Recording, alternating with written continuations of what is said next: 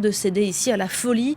Nous allons voir que beaucoup s'interrogent dans son pays au point que les critiques s'expriment désormais dans son propre camp. Et pour nous accompagner sur ce sujet, nous sommes donc accompagnés pendant cette demi-heure par Romuald Sciorra. Bonjour de nouveau, essayiste franco-américain, directeur de l'Observatoire politique et géostratégique des États-Unis de l'IRIS. Vous êtes auteur notamment de L'Amérique éclatée aux éditions Armand Collin. Je voudrais qu'on regarde les derniers faits d'actualité avant de développer. Ce sont ces déclarations. Et il risque d'en avoir d'autres d'ici quelques instants, puisque là, on est en train de commenter cette séquence à l'heure où Trump se réveille. En général, c'est synonyme de tweet sur son réseau social. On regarde quelques images, et c'est donc dernière déclaration du président américain qui, au moment où on clôturait hier cette émission, menaçait de bombarder de nouveau avec force et fracas les Iraniens. Depuis la nuit, il évoque à l'inverse total un bon accord en bonne voie. Regardez. C'est un double discours permanent que Donald Trump entretient sur l'Iran. Le président américain partage d'un côté depuis le bureau ovale son optimisme sur un futur accord. Ils veulent conclure un accord. Nous avons eu de très bonnes discussions ces dernières 24 heures. Il est très possible que nous passions un accord.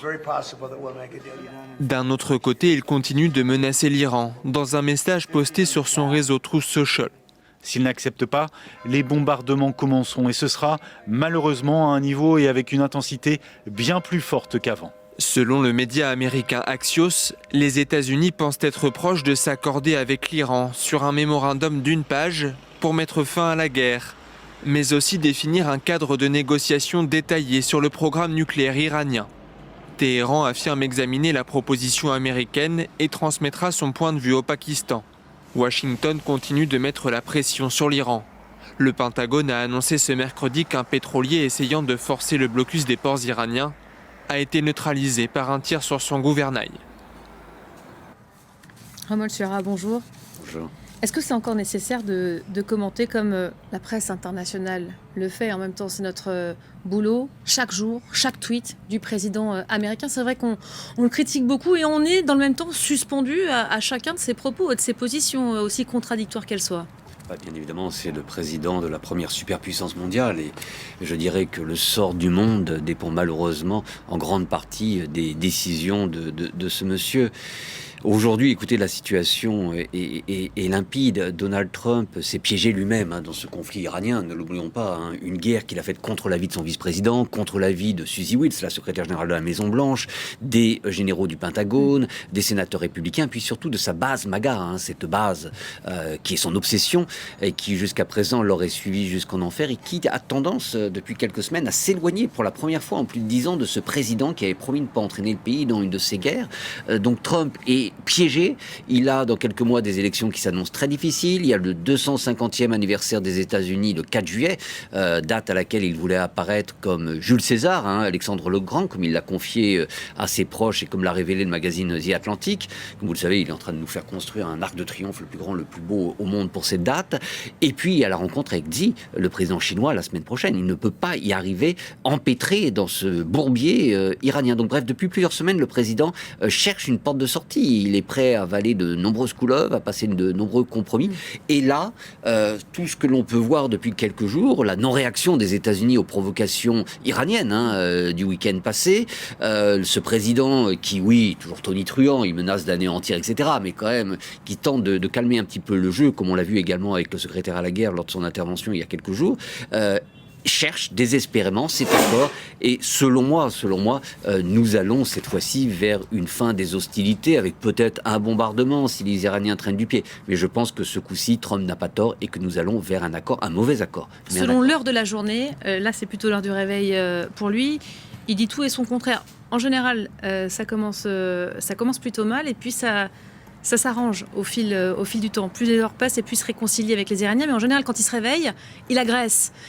Vous y voyez quelque chose de rationnel là-dedans, une façon de se rapprocher le plus vite possible d'un accord, de sortir de l'impasse aussi? C'est ça que je comprends de ce que vous dites là. Oui, alors tout d'abord, je ne pense pas qu'il soit morning person, comme on dit aux États-Unis, c'est-à-dire quelqu'un du matin. Je pense qu'il se réveille ronchon et un petit peu agressif. Et avec que le téléphone à la main toujours, voilà, ça n'a pas changé. C'est compulsif et que son humeur, je plaisante, mais à moitié, malheureusement, c'est quand même triste de savoir que le sort du monde dépend des humeurs de quelqu'un comme ça. Mais bref, aujourd'hui, Trump veut son accord, je le répète, il est prêt à beaucoup de compromis, il est prêt à avaler beaucoup de couleuvres. Ce qu'il lui faut, c'est très simple, c'est un bout de papier, un préaccord, une feuille de route, quelque chose qu'il puisse brandir face à ses électeurs MAGA et qui lui permettrait de garder un minimum la tête haute face à Xi, le président chinois, et puis il passerait à autre chose. Il y aurait bien sûr des tractations pendant des semaines, des mois, il passerait à autre chose, probablement Cuba. Ça fait 2 fois que vous nous parlez de ce rendez-vous, c'est le 9 juin, je crois, avec Xi Jinping, Oui, le président chinois. On sait les relations exécrables entre les États-Unis et la Chine, notamment en raison de l'attitude de Trump aussi. J'aimerais, avant de parler peut-être de la Chine, qu'on écoute Donald Trump sur 3 jours. 3 jours, c'est pas grand-chose, et on a l'impression d'être face à plusieurs personnes sur le même sujet. Pourtant, c'est l'Iran et le détroit d'Ormuz. Écoutez. Ils n'ont ni marine, ni armée de l'air, ni équipement anti-aérien, ni radar. Ils n'ont absolument rien. En fait, ils n'ont pas de dirigeants. Il se trouve que les dirigeants ont eux aussi disparu. On ne peut pas les laisser se doter d'une arme nucléaire. Nous avons pris des sanctions inédites. Ils sont en train de s'effondrer. Leur monnaie ne vaut plus rien. Leur inflation est peut-être de 150%, peut-être même plus. Ils n'arrivent plus à payer leurs soldats. La monnaie ne vaut plus rien. Ils devraient faire preuve de bon sens. Nous sommes engagés dans ce que j'appelle une escarmouche, car c'est bien de cela qu'il s'agit. Une escarmouche. Et nous en sortons incroyablement bien, comme au Venezuela où la situation a été réglée en une seule journée. Nous obtenons des résultats tout aussi bons, voire meilleurs en Iran. Il faut maintenant obtenir ce qu'on a à obtenir. Si on n'y arrive pas, il faudra aller beaucoup plus loin. Cela dit, ils veulent conclure un accord. On a des discussions très constructives ces dernières 24 heures. Et il est fort possible qu'on parvienne à un accord. Ça, c'est le narratif américain, évidemment. On propose régulièrement à nos téléspectateurs les conférences de presse du Pentagone aussi, Pete Hegseth, qui tient à peu près les mêmes propos. Il se trouve qu'on est journaliste et qu'on va aussi chercher le narratif des Iraniens qui est à l'opposé total. Je crois que les Iraniens, depuis le début de cette crise, ont quasiment peu reconnu parler avec les Américains et ont été beaucoup plus stables dans leur version des choses. Un Trump qui dit « ça va pas du tout, ça s'arrange, c'est la catastrophe ». Nous, on a envie de comprendre ce qui se passe réellement et concrètement entre les États-Unis et l'Iran aujourd'hui, parce que cela impacte le monde. Vous nous disiez tout à l'heure, on va probablement vers un accord qui arrangera qui au final, les Iraniens ou les Américains? Parce qu'on a l'impression, vu d'ici, que l'empressement du président des États-Unis va le conduire à plusieurs échecs. Exactement, on peut quand même parler d'un échec pour les Américains en Iran, et je le déplore puisque je suis contribuable américain, que j'ai donc contribué justement à payer cette guerre. Une guerre pour rien. N'oublions pas que c'est Trump qui a déchiré le fameux accord sur le nucléaire de 2015, qui est tout simplement, non pas que ce soit un mauvais accord, tout simplement parce que c'était signé Barack Obama. Et on risque d'avoir une moins bonne version au final. Exactement, et aujourd'hui on se dirige vers une moins bonne version. Une fois encore, Trump est acculé, il doit se sortir de ce guêpier, et donc il est prêt à accepter, non pas n'importe quoi, mais un mauvais compromis, en tout cas une feuille de route. Donc on va sans doute avoir quelque chose qui va permettre la réouverture du détroit d'Ormuz, mais le détroit d'Ormuz était parfaitement ouvert et fonctionnait parfaitement avant que ce monsieur nous entraîne dans cette guerre il y a un peu plus de 2 mois. Il y aura sans doute quelques concessions ici ou là et sans doute quelques promesses concernant le nucléaire, comme les Iraniens d'ailleurs l'ont dit, qui feront partie d'un autre agrément qui devra être signé plus tard, et Trump va s'en contenter. Donc un très mauvais accord, et pour répondre clairement à votre question, ce sont quand même les Iraniens qui vont s'en tirer le mieux après ce conflit. Ils auront, même si à l'intérieur ils sont déstabilisés, même si quand même le pays est détruit en partie et le régime encore plus fragilisé qu'avant, ils auront néanmoins prouvé à la face du monde qu'ils étaient capables de tenir front face. Alors on continue peut-être à parler de l'Iran, parce que la presse américaine quand même nous témoigne assez régulièrement de scènes plus que surréaliste. Je voudrais citer notamment le Wall Street Journal qui, début avril, racontait cette séquence incroyable des militaires de haut rang qui ont carrément expulsé apparemment le président américain de la Situation Room, tant son comportement était dérangeant et dérangé. C'est pas moi qui le dis, mais le journal. Selon ce que rapportent les sources de ce quotidien, une réunion au plus haut niveau avait lieu donc après qu'un F-15 américain avait été abattu au sud de l'Iran. On s'en souvient très bien parce qu'on avait recherché le pilote et il fallait coordonner cette délicate mission pour aller le récupérer. Sauf que le président Trump n'arrêtait pas de crier contre son personnel, une crise qui aurait duré des heures. Vous me voyez venir. On s'interroge beaucoup sur sa santé mentale aujourd'hui. Oui, et d'abord, il faut garder à l'esprit que Trump de haut n'a rien à voir avec le premier Trump. Cette fois-ci, c'est un homme qui a été élu avec l'aide de l'extrême droite américaine, une extrême droite ultra-radicale qui, pour la première fois, est arrivée au pouvoir. Et les principaux représentants de cette droite ultra sont Jill Vance, le vice-président, et Suzy Witt, la secrétaire générale de la Maison-Blanche, qui ont des objectifs différents de ceux du président. Et avec cette guerre en Iran, qui est la guerre de Trump, il leur a mis des bâtons dans les roues. Donc, aujourd'hui, Trump, fragilisé politiquement, est quelqu'un qu'ils ont tendance à marginaliser dès qu'ils le peuvent. D'où cette évacuation, je vais y arriver, vous m'avez compris, extraction de la situation room. Voilà, de la situation room, lorsque Trump a été jugé trop hystérique pour prendre des bonnes décisions. Mais c'est seulement de l'hystérie, là, parce que quand on dit une crise qui dure des heures, voilà, il faisait constamment référence à la fin de la présidence de Jimmy Carter, marquée par une prise d'otage d'Américains par le régime iranien. Apparemment, il était comme une obsession. Complètement fou. Donc, comme je vous dis, il y a deux choses. Il y a ces personnes qui profitent de la situation pour marginaliser Trump et prendre un peu plus le pouvoir entre leurs mains. Et il y a effectivement Trump lui-même qui, visiblement, je ne dirais pas qu'il est fou, ça serait aller un peu vite, mais c'est un homme très fatigué, qui a quand même 80 ans, qui a un emploi du temps de dingue et qui, effectivement, vit dans le déni, a des obsessions comme cette fameuse prise d'otage, effectivement, de 79, et on pourrait dire, pour être tout à fait prosaïque, qu'il a tendance à perdre un petit peu la boule. On parle aussi de sa stabilité, ou plutôt de son instabilité émotionnelle, qui est pourtant requise pour une fonction comme la sienne, le contrôle nécessaire pour le chef des armées, qui prend des décisions seul. Ça aussi, on en parle beaucoup. Il ne consulte pas. Il ne consulte plus s'il avait consulté. Il consulte de moins en moins et écoutez, on a aujourd'hui, on voit un boulevard à son nom, l'Arc de Triomphe que vous évoquiez tout à l'heure. Ça passe sur des pièces de monnaie, sur les passeports américains, les passeports qui vont être imprimés à l'occasion du 250e anniversaire auront le portrait de Donald Trump. Et effectivement, cet arc de triomphe sur lequel il veut faire graver son visage. Trump est en train de perdre le sens des réalités. Il est en train de... C'est l'hubris poussé à son excès avec un homme fatigué et qui n'a pas totalement conscience de la réalité des choses. Donc oui, c'est un président, non pas malade, mais c'est un président fatigué et dangereux. D'où le fait que son entourage a tendance à le marginaliser, mais on pourrait lire pour conclure derrière cela également autre chose. Une démarche de cette administration, des gens dont je parlais tout à l'heure, cette droite ultra-radicale que j'appelle crypto-fasciste, qui pourrait, on est au conditionnel, avoir intérêt à pousser un Trump fatigué vers la sortie avant l'élection de 2028 pour permettre à Jill Vance d'accéder à la présidence et d'être déjà président au moment des élections de 28. De le pousser à la faute, donc si je traduis ce que vous êtes en train de dire, pour replacer quelqu'un d'autre. Une sorte de push intérieur, un peu comme on a pu en voir à l'époque de l'Union soviétique, lorsque les dirigeants commençaient, pardonnez-moi une fois encore, à dérailler. J'aimerais quand même revenir à ce que vous venez de dire à l'instant. Vous dites que c'est un président qui n'est pas malade. Est-ce qu'on est en mesure de l'affirmer aujourd'hui? Non, bien évidemment. Il y a des psychiatres qui font des pages et des pages, des lignes et des lignes sur l'état psychiatrique du président américain. Bien évidemment, je ne suis pas psychiatre et je ne passe pas tous mes après-midi avec Donald Trump. Donc je ne pourrais pas vous confirmer qu'il n'est pas malade.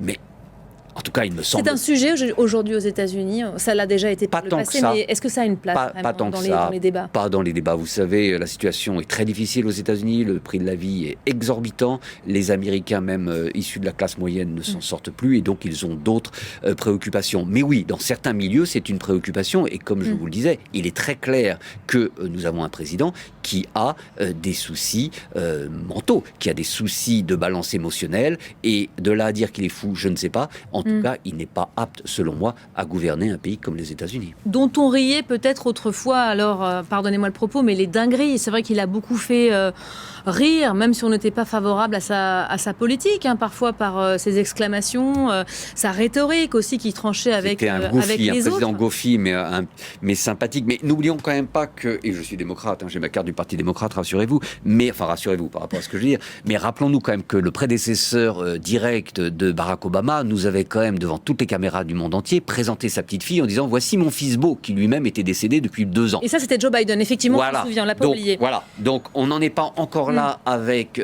Trump. La différence, c'est que Trump est dangereux, mégalomane, et que ses excès, et si cet homme est évidemment, et comme effectivement, il semble être en train de perdre pied avec la réalité, c'est l'Amérique qu'il pourrait entraîner sur une pente dangereuse, et en parallèle, en plus de cela, l'entièreté du monde occidental.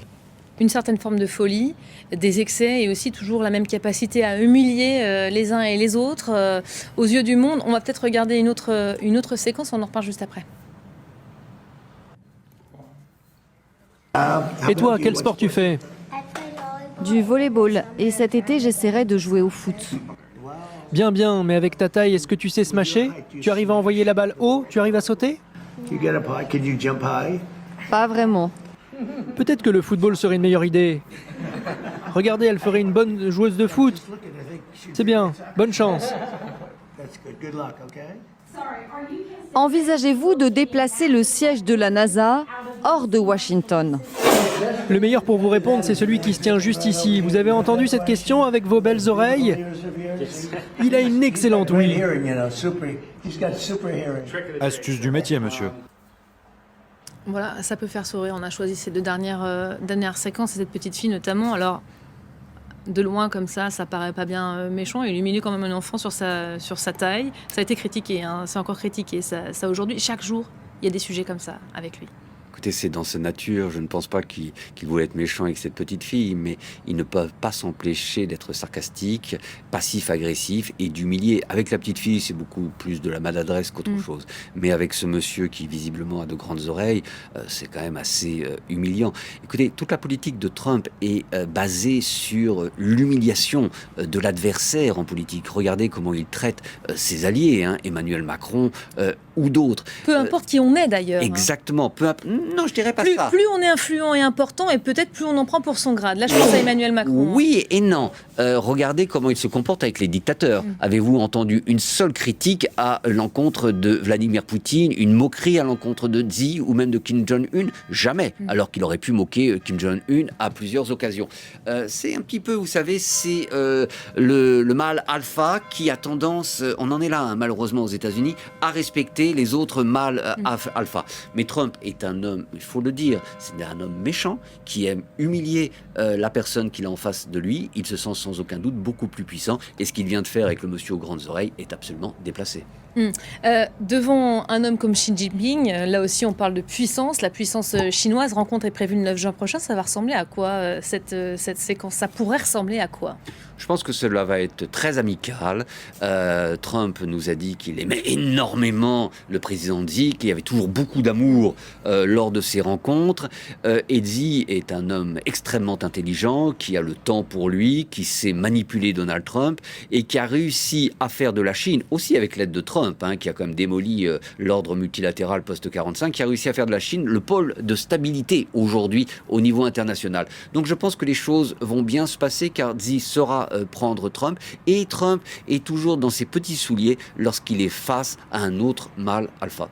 En quoi elle est si importante cette rencontre-là qui a lieu dans quelques semaines, quelques jours? Ça va arriver très vite. On dit beaucoup qu'aux États-Unis, Trump regarde l'agenda, la montre aussi. Oui, écoutez, elle est très importante à plusieurs niveaux. Économiquement, déjà, ce sont quand même les deux grands adversaires du moment. On espère qu'en coulisses, du moins, entre les différents conseillers des deux présidents, des accords vont être passés pour atténuer les tensions. Sur le plan militaire, elle est importante. On craint évidemment que Taïwan fasse l'objet de, comment dirais-je, non pas de deal, mais de concessions, plus ou moins de la part des États-Unis, en échange de faveurs chinoises, économiques ou autres, mais elle est surtout importante pour tenter au niveau international d'apaiser une fois encore des tensions et d'apporter un minimum de stabilité, surtout en mer de Chine, ce qui ne serait pas une mauvaise chose. Il y en a un autre qui en a pris pour son grade, et ça a été sûrement une erreur de Donald Trump. C'est le souverain pontife, on écoute tout de suite. Je ne suis pas un grand fan du pape Léon. C'est quelqu'un de très libéral et c'est un homme qui ne croit pas à la lutte contre la criminalité. Voilà, au moment où on se parle, il y a Marco Rubio quand même qui est envoyé en opération déminage au Vatican, entretien à huis clos avec le pape Léon XIV, sûrement pour essayer d'arrondir les angles, parce que ça a quand même donné lieu à des échanges assez vifs. Oui, tout à fait. Cela a été une grave erreur de la part de Donald Trump. Il n'avait aucune raison d'agresser le pape et il s'est mis à dos la communauté catholique. 21% quand même des Américains et un électorat catholique qui avait fait en partie son élection en 2024. Et je le un électorat catholique qui switch assez facilement un coup démocrate, un côté républicain. Donc, en vue d'élections très difficiles en novembre prochain, ça a été plus que maladroit d'agresser les catholiques. Et dans le même temps, il a publié cette fameuse photo réalisée avec l'aide de l'intelligence artificielle où on le voit en Jésus, guérisseur. Et là, il a froissé les évangéliques qui ont parlé de blasphème. Et je me permettrai juste d'ajouter, mais ce duel à distance avec le pape n'est pas terminé puisque le pape Léon a refusé l'invitation de Donald Trump à se rendre aux États-Unis pour le 4 juillet 2026, 250e anniversaire des États-Unis, pour se rendre, le pape, à Lampedusa, hommage aux migrants victimes de la mer Méditerranée. Voilà, question de priorité, semble-t-il, pour le Vatican. Là, on le voit en Jésus, il s'était déjà grimé grâce à l'IA en pape aussi. On sait que l'intelligence artificielle l'amuse beaucoup. Est-ce que ça va l'aider ou pas en vue de ce scrutin que vous avez déjà évoqué à 2 reprises pendant cette demi-heure, dans 6 mois les midterms? On va de record en record d'impopularité bien sûr, j'aimerais qu'on voit ces chiffres. Sondage Ipsos pour le Washington Post, 66% des Américains mécontents de sa gestion de la crise avec l'Iran. On a choisi ce chiffre, 62% des Américains qui désapprouvent aussi sa présidence, c'est quand même énorme. On a choisi le chiffre sur l'Iran parce que la guerre au Moyen-Orient est peut-être en train de faire bouger des lignes. Les Américains payent cher l'essence. Je crois que le gallon est passé à 4,45 $. C'est un record absolu. Alors quand on sait comment les Américains vont voter en voiture, il y a de quoi s'inquiéter pour les... Tout à fait. Alors, je relativiserai néanmoins quant au sondage. C'est évidemment une forte impopularité pour le président, mais Biden avait été plus impopulaire à un moment, George W. Bush aussi, et il y a quand même encore 38% d'Américains qui soutiennent Trump. Ce sont des chiffres qui feraient pâlir d'envie Emmanuel Macron ou François Hollande en son temps. Mais le plus inquiétant pour Trump, ce n'est pas tant les sondages, c'est sa base, Maga. Cette base qu'il aurait suivie jusqu'en enfer, qu'il a suivie le 6 janvier 2021 lors de l'assaut contre le Congrès et dont il pourrait avoir besoin dans des circonstances analogues, qui aujourd'hui, dû à la guerre en Iran, et là vous avez raison de pointer cela, qui est une vraie bascule dans sa présidence, qui tentera de se détourner de lui, parce que déçu par un président qui avait promis de ne pas entraîner le pays dans une guerre style Irak-Afghanistan, et qui est également touché de plein fouet par l'inflation, le prix du galion, dans un pays où la vie, je le répète, est exorbitante. Les Américains ne s'en sortent plus au quotidien. Donc oui, cela va se payer dans les urnes. Élection de mi-mandat, en général, toujours perdue par le pouvoir en place. Mais avant la guerre en Iran, on pensait qu'ils perdraient, les Républicains, la majorité à la Chambre des représentants avec quelques sièges. Aujourd'hui, on s'attend à une hécatombe. Une défaite bien plus cinglante. Bien évidemment. Et plus grave encore, à une possible bascule du Sénat côté démocrate. On raconte en coulisses que les Républicains se préparent déjà à gouverner avec les démocrates. Oui, alors en coulisses, on raconte beaucoup de choses. De toute façon, faut pas écouter. Si, parce que beaucoup de républicains au Congrès voudraient justement pouvoir gouverner avec les démocrates. C'est ce qui se faisait autrefois, vous savez, jusqu'aux années 2000, avant qu'il y ait cette polarisation extrême dans la politique américaine. On a quand même eu pendant près de 2 siècles la chance d'avoir quand même beaucoup de projets bipartisans et une forme d'intelligence au Parlement américain. Ce n'est plus le cas depuis maintenant près de 20 ans. Et aujourd'hui, la polarisation est encore plus forte. Oui, certains élus souhaiteraient cela, mais si ces élections sont perdues, tant est qu'elles se déroulent démocratiquement. Il y a toujours des si quand même avec Donald Trump. N'oublions pas qu'il est la seule personne à avoir tenté un coup d'État sérieux dans l'histoire américaine. À l'époque, il était isolé côté républicain et le vice-président s'appelait Mike Pence. Donc les choses étaient différentes. Tant est que ces élections aient lieu démocratiquement, je pense qu'elles auront lieu